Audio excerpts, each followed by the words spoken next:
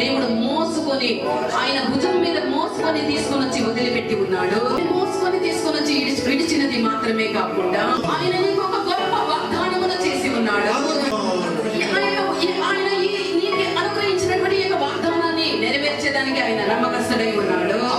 ఆది కాండము 28వ అధ్యాయము 15వ వాక్యము చొప్పున దేవుడు ఈ సంవత్సరం మనల్ని ఆశీర్వదించనై ఉన్నారు.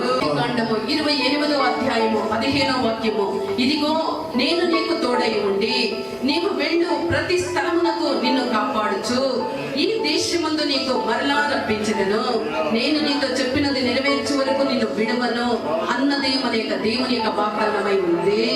ఈ యొక్క వాగ్దానాన్ని నువ్వు గట్టిగా పట్టుకొందువుగాక. తన ఒంటరిగా స్వదేశాన్ని, తండ్రి ఇంటిని, తల్లిదండ్రులని, తన యొక్క స్వంత దేశముని అన్ని వదిలి అతను ఒంటరిగా వచ్చినప్పుడు దేవుడు యాకోబులకు అనుగ్రహించినటువంటి వాగ్దానం ఇది. యాకోబులకు చెప్పినటువంటి వాగ్దానాన్ని దేవుడు ఆయన చెప్పిన విధముగానే యాకోబు యొక్క జీవితంలో దేవుడు నెరవేర్చి నీ యొక్క దేవుడు నీకు వాగ్దానాన్ని చేస్తూ ఉన్నాడు.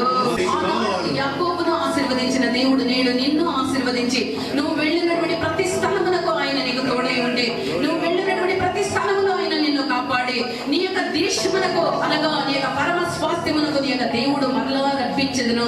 ఆయన మనతో చెప్పిన దాన్ని నెరవేర్చే వరకు ఆయన మనల్ని విడువనని మనకు వాగ్దానం చేసి ఉన్నారు. ఇంత గొప్ప వాగ్దానముతో మన యొక్క దేవుడు మనల్ని 2020 సంవత్సరంలో నడిపించింది.